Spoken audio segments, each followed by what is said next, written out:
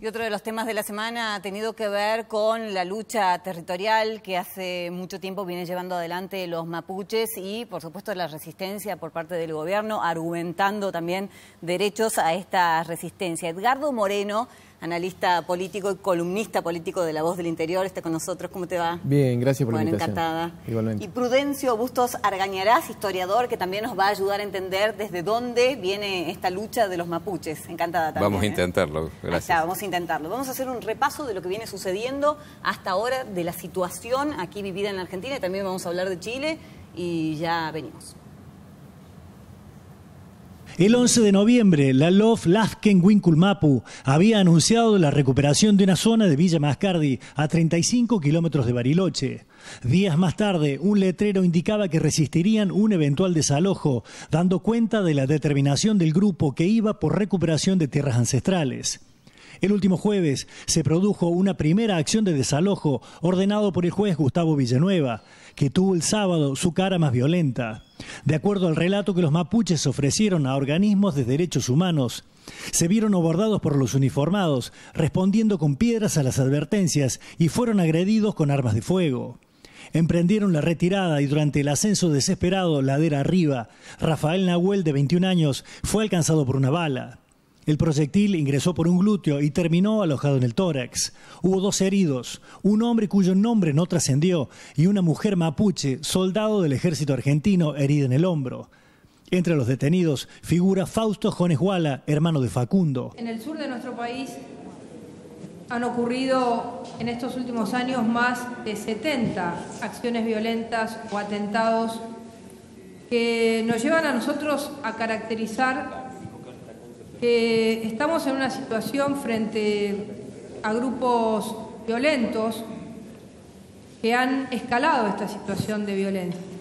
Grupos que no respetan la ley, que no reconocen a la Argentina, que no aceptan el Estado, la Constitución, los símbolos. Es decir, que se consideran como un poder fáctico que puede resolver con una ley distinta a la ley de todos los argentinos.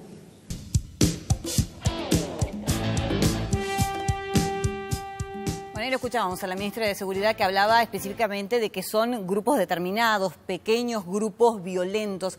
¿Es esta solamente una lucha en pos de una tierra ancestral o hay algo más detrás de esto? Bueno, yo creo que hay algo más. Sobre todo, explícitamente, una adopción de una metodología violenta. La discusión respecto de las demandas, no solo territoriales, sino de identidad cultural y de respeto a la diversidad cultural de los pueblos originarios en la Argentina, es una discusión que está contemplada en nuestro país y que fue contemplada en la última reforma de la Constitución en el año 94, donde se sancionó el artículo 75, el nuevo, que reconoce esas demandas, esos derechos e instruye al Congreso para que sancione los instrumentos a los efectos de que eso se respete efectivamente. Es decir, esta discusión es una discusión que hace mucho tiempo se está dando, no solamente en la comunidad mapuche, sino en otras comunidades de pueblos originarios en el país. Ahora bien, la resistencia central mapuche no es esto. La RAM, el grupo que lidera Jones Guala, o diríamos la familia Jones Guala, porque son varios, ¿no? Lo que postula es otra cosa. Lo que postula es un desconocimiento explícito del Estado Nacional, un desconocimiento de la Constitución Nacional, de esta misma Constitución que reconoce esas demandas, que reclama la sanción de otra Constitución plurinacional, más parecida a la boliviana que a la nuestra, y que además sostiene que en esa lucha reivindica la lucha armada como un método legítimo. Es decir, hay una distancia cualitativa muy grande entre lo que la RAM plantea y lo que la comunidad mapuche plantea. ¿Están buscando una pseudo-independencia? Sí, lo que sostienen es, primero, el desconocimiento del Estado. El desconocer el Estado Nacional implica desconocer los jueces, las fuerzas de seguridad, las autoridades, el presidente, los ministros, el gobernador de la provincia. Es decir, hay un desconocimiento absoluto de las instituciones del Estado Nacional. Jones Guala lo que dice es que él no pide otro Estado, ¿no? Que quiere el reconocimiento de la nación mapuche y que se sancione una constitución plurinacional. Ahora bien, para conseguir ese objetivo, que podría ser una postulación admisible en términos de la discusión democrática, si es que considera que tuviese seguidores para eso, postula la legitimidad de la vía violenta, postula la legitimidad de oponerse al Estado de manera violenta. Es decir, un desconocimiento no solo teórico de la Constitución, sino práctico y una agresión a las instituciones de la Constitución. Esto es lo que torna muy grave esa situación en el sur, ¿no? Bueno, son aproximadamente unos 2 millones, es lo que se calcula entre los argentinos y los que están del otro lado de la cordillera, en Chile. ¿Siempre fue violenta o revolucionaria este intento de los mapuches por ser reconocidos y porque les reconozcan los territorios? No, por esto no ha sido antes violenta. Sí fue violenta cuando no había ningún reclamo de esa naturaleza, pero en Chile tuvieron un enfrentamiento muy serio con las autoridades y en 1834 cruzaron la cordillera, entraron a la República Argentina, entró Calfucurá concretamente, exterminó a los borogas, los degolló en una reunión que los había convocado, diezmó a los tehuelches. No atacó al hombre blanco hasta que cayó Rosas en 1852 y después empezó también a atacar al hombre blanco, robar hacienda, agruparla en un pueblo que habían fundado en el Neuquén que se llama Malbarco, invernarla, cruzar la cordillera y venderla en Chile. Y Chile empezó a reclamar soberanía sobre la Patagonia. Entonces, cuando este conflicto se alcanzó una dimensión importante, el gobierno empezó a advertir que era necesario, primero, proteger a los pueblos originarios que estaban en la Argentina y habían sido devastados por ellos, y segundo, recuperar la soberanía sobre esas tierras. Cuando Chile entra en guerra en 1879 con Bolivia y Perú, la guerra del Pacífico, entonces ahí Avellaneda advierte que es el momento, y Roca, que era su ministro de guerra, le encarga, el Congreso le encarga concretamente que vaya y ocupe esas tierras. Y ahí va la campaña de Roca, que son 5 divisiones. La primera, comandada por Roca, no disparó un solo tiro y llegó a la isla Choel sin ningún enfrentamiento, porque ya en ese momento había muerto Calfucurá, su hijo Namuncurá había sido derrotado. Incluso Calfucurá fue derrotado en Bahía Blanca, en un ataque a la ciudad de Bahía Blanca de 3.500 lanceros, por el general Levalle y el coronel Napoleón Uriburu, y los caciques Coliqueo y Cipriano Catriel, que estuvieron apoyando las fuerzas nacionales, ¿no? En contra de Calfucurá, porque había ya un enfrentamiento entre ellos. Y las otras 4 divisiones de la campaña de Roca tienen unos enfrentamientos muy pequeños, yo diría encuentros así, tiroteos. Creo que hubo, no sé si 15 muertos de un lado y de otro, pero de muy poca importancia. Vale decir, 15 muertos siempre es importante, pero quiero decir, no fueron batallas así muy sangrientas. Y Namuncurá luego huyó, pero después se entregó, se lo nombró coronel, lo recibió Roca ya presidente con honores de jefe de Estado, y el Congreso le entregó 8 leguas cuadradas en Aluminé para que se instalara con su gente. Y allí se instalaron, y los mapuches se volvieron ciudadanos argentinos con todos los derechos y garantías que goza un ciudadano argentino, y fueron pacíficos. El hijo de Manuel Namuncurá fue Seferino Namuncurá, hijo de Manuel y de una cautiva cristiana que se llama Rosario Burgos, y es beato. Fue un salesiano, se bautizó Namuncurá porque el padre Milanesio lo convenció. Es decir, los mapuches se integraron. Este grupo ha venido, como bien decía recién Moreno, ha venido a implementar una lucha que, además, que podría ser aceptable si se hiciera por los carriles normales. Yo siempre pensé que, a ver, ¿a quién reconocen como líder? Porque eso también es importante. Me parece que hay muchas comunidades individuales y no tienen una guía. Claro, por eso me parece que es una simplificación decir que hay un conflicto con toda la comunidad mapuche. En realidad, el emergente grave de este conflicto es con la RAM, es con ese grupo. Que también ha llegado a cuestionar y a decir que es un invento hasta del periodismo también, ¿no? La existencia de la RAM. Bueno, a ver, Jones Wallace yo lo he escuchado en declaraciones públicas que ha hecho.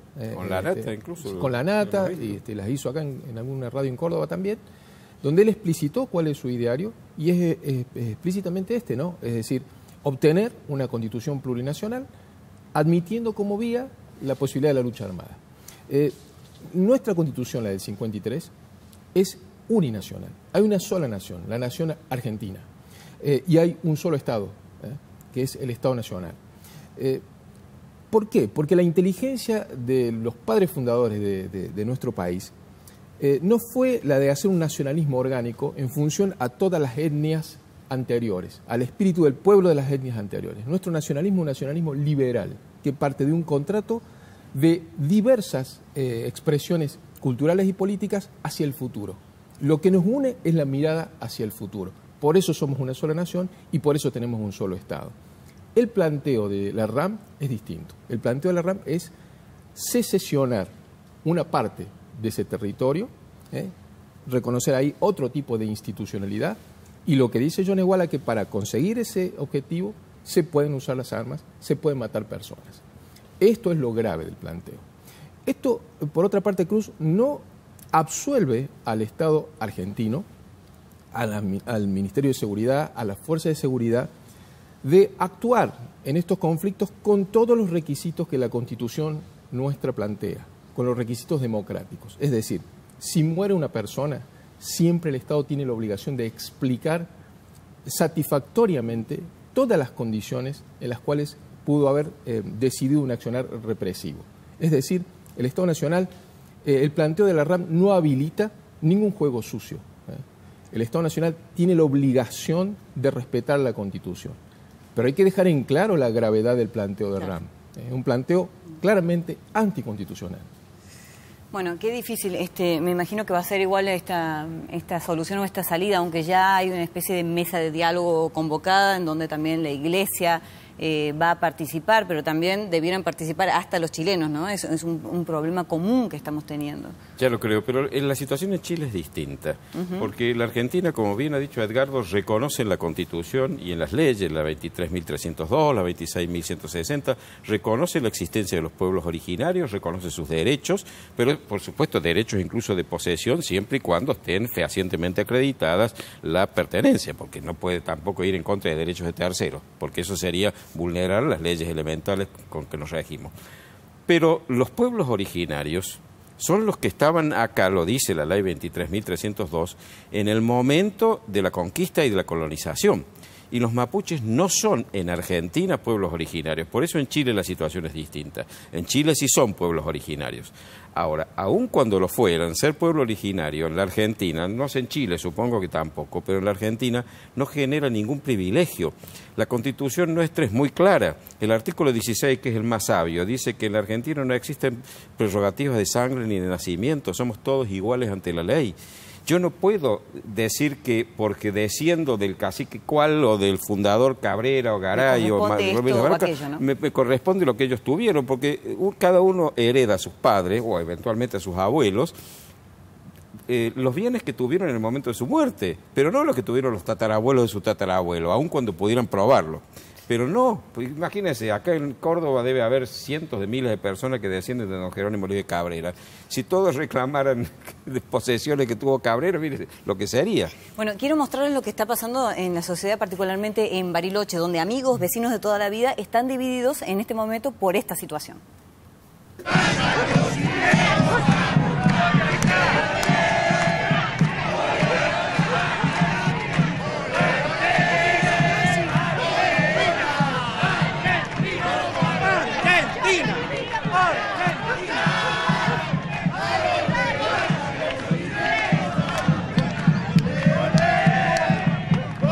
Señor, se dieron un beso.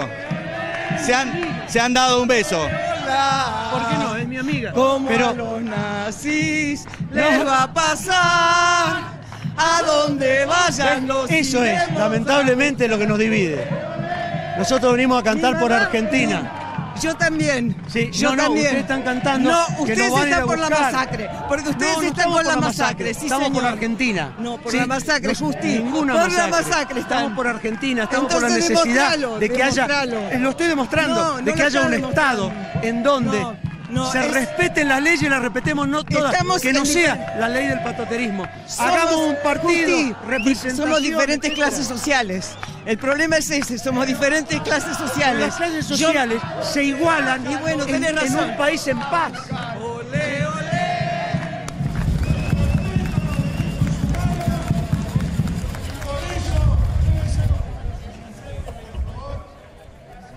Bueno, ahí está, es un conflicto que podría agravarse aún más. ¿Qué creen? Me hace acordar a las discusiones que estaban teniendo los catalanes hace unos Claro, días atrás, exacto. ¿no? ¿Viste? Así es, sí. Porque en el sí. fondo hay un planteo de secesión, de ruptura, de división territorial e institucional. Este me parece, y es muy grave, obviamente, que eso genera una grieta muy profunda en cualquier sociedad. Pero me parece interesante, ya que lo comparamos con el ejemplo Claro. catalán, pensar cómo han evolucionado otros nacionalismos en otras partes del mundo y cómo eso se puede encauzar por la vía democrática, no por la vía violenta, ¿no? Fíjate vos que España va a tener, Cataluña va a tener elecciones en muy pocos días más, ¿no?